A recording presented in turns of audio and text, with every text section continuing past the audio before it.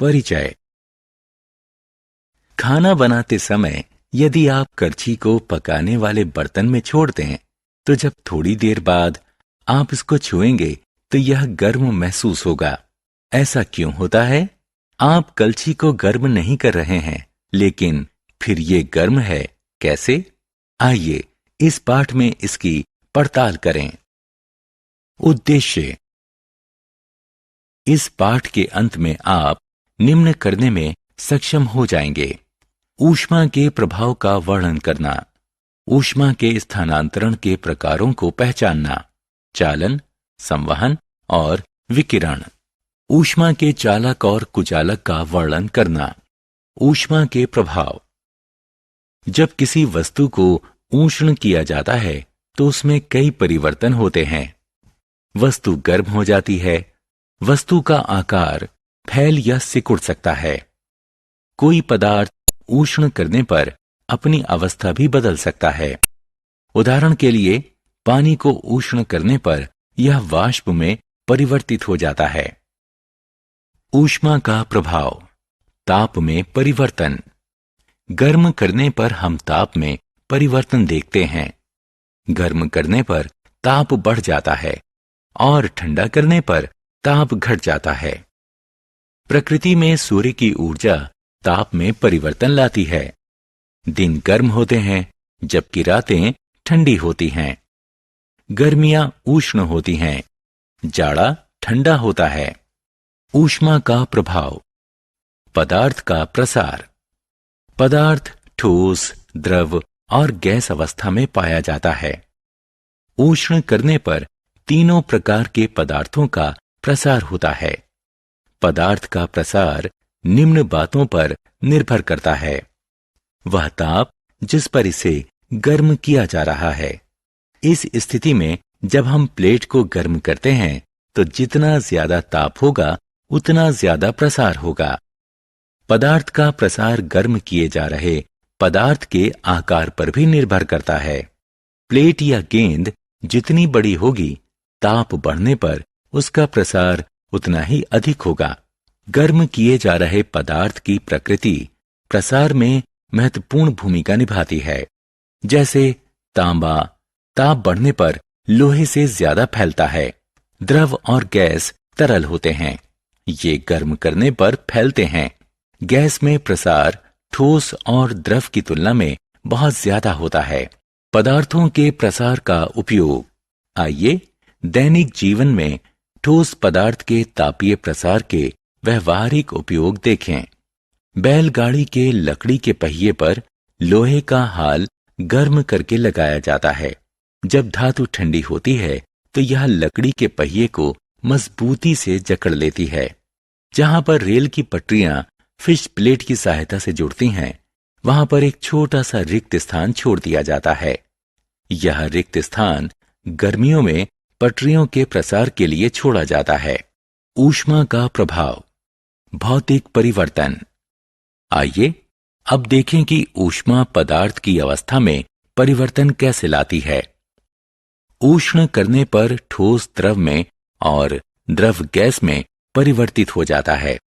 इसके विपरीत ठंडा करने पर गैस उष्णता खोकर द्रव में परिवर्तित हो जाती है और द्रव उष्णता खोकर ठोस में परिवर्तित हो जाता है। वह ताप जिस पर ठोस पदार्थ द्रव अवस्था में परिवर्तित हो जाए उसे उसका गलनांक कहते हैं। बर्फ का गलनांक 0 डिग्री सेल्सियस है। वह ताप जिस पर द्रव उबलने लगता है और गैस में परिवर्तित होने लगता है उसे उसका क्वथनांक कहते हैं। जल का क्वथनांक 100 डिग्री सेल्सियस है। ऊष्मा का स्थानांतरण। आपने शायद ध्यान दिया हो कि जब स्टोव जल रहा होता है तो कमरे की वायु थोड़ी गर्म हो जाती है। यदि इस वायु को एक खुली खिड़की से बाहर आने दिया जाए तो यह धीरे धीरे ठंडी हो जाएगी। खाना बनाने के बर्तन में छोटी करछी गर्म हो जाती है। ये उदाहरण दर्शाते हैं कि उच्च ताप पर वस्तुएं ऊष्मा निर्मुक्त करती हैं और परिणाम स्वरूप उनका ताप गिर जाता है। जब वस्तुएं ऊष्मा प्राप्त कर लेती हैं तो उनका ताप बढ़ जाता है। विभिन्न तापों पर वस्तुओं में परस्पर ऊष्मा का परस्पर विनिमय होता है। ऊष्मा के स्थानांतरण के प्रकार। ऊष्मा का बहाव एक निश्चित दिशा में होता है, यानी ज्यादा ताप वाली वस्तु से कम ताप वाली वस्तु की तरफ होता है। जैसे पानी ऊंचाई से नीचे की तरफ गिरता है। एक स्थान से दूसरे स्थान तक ऊष्मा के स्थानांतरण के 3 प्रकार हैं। ये प्रकार हैं चालन, संवहन और विकिरण। चालन।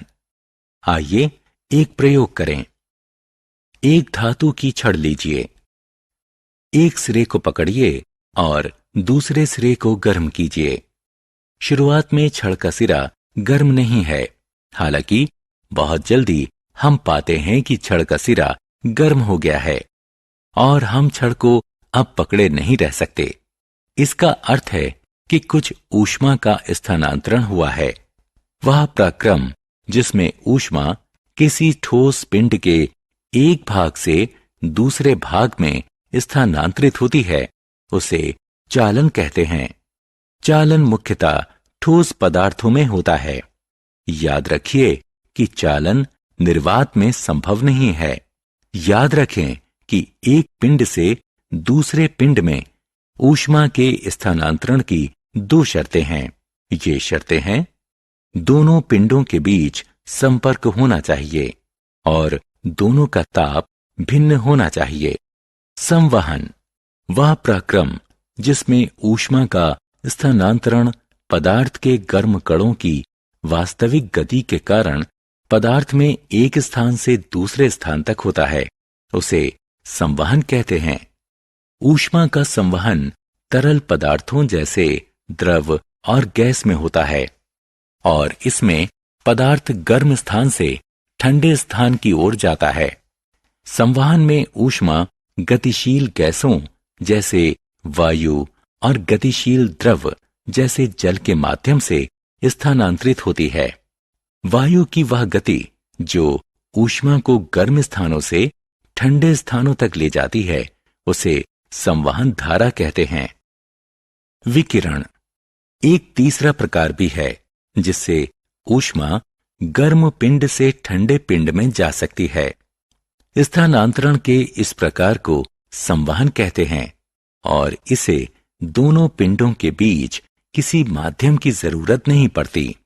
सभी गर्म पिंड ऊष्मा विकिरित करते हैं। गर्म पिंड अपने चारों तरफ ऊष्मा की किरणों का विकिरण करता है। सूर्य की ऊष्मा हम तक विकिरण के माध्यम से पहुंचती है। ये कई लाख किलोमीटर की दूरी तय करके पृथ्वी तक पहुंचती है। जब ये ऊष्मा किसी पिंड पर पड़ती है तो इसका कुछ हिस्सा परावर्तित हो जाता है, कुछ अवशोषित हो जाता है और कुछ भाग प्रसारित हो जाता है। अवशोषित हिस्से के कारण पिंड का ताप बढ़ जाता है। बादलों वाली रात साधारण रात से गर्म होती है।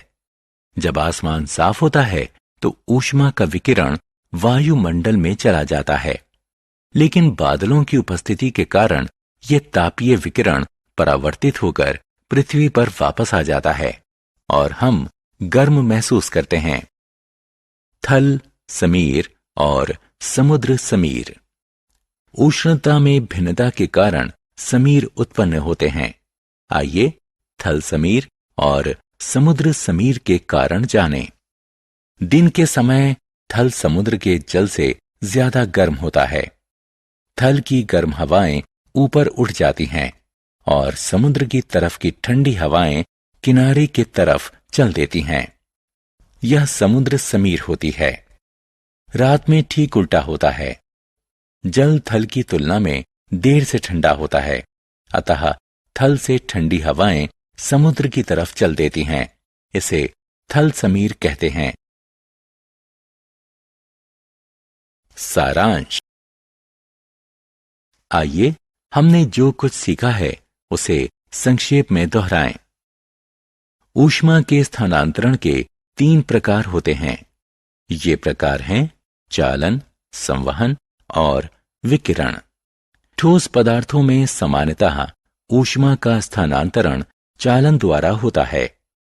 द्रव और गैस में ऊष्मा का स्थानांतरण संवहन के द्वारा होता है।